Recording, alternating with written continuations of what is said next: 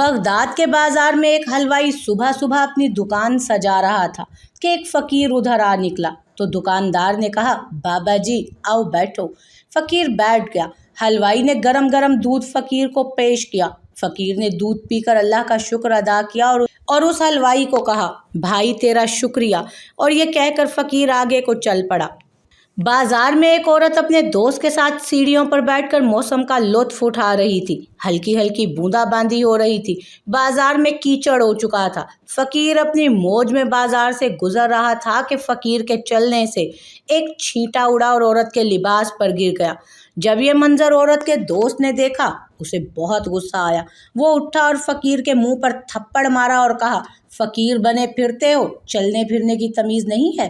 فقیر نے ہنس کر آسمان کی طرف دیکھا اور کہا، مالک تو بھی بڑا بے نیاز ہے، کہیں سے دودھ پلواتا ہے اور کہیں سے تھپڑ مرواتا ہے۔ فقیر یہ کہہ کر آگے چل پڑا۔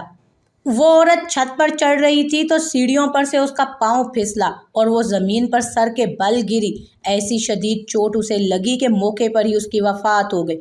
ہر طرف شور مچ گیا کہ فقیر نے آسمان کی طرف کر کے منہ بد دعا دی تھی، جس کی وجہ سے یہ قیمتی جان چلی گئی۔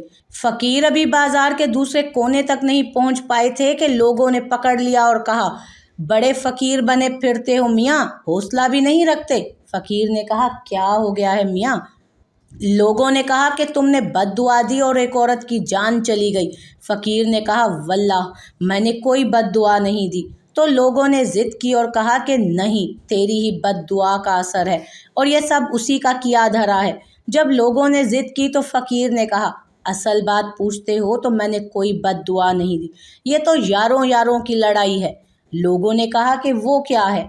فقیر بولا، جب میں گزر رہا تھا اور میرے پاؤں سے چھینٹا اڑا اور اس عورت کے لباس پر پڑا تو اس کے یار کو غصہ آ گیا، اس نے مجھے مارا، تو پھر میرے یار کو بھی تو غصہ آ گیا نا۔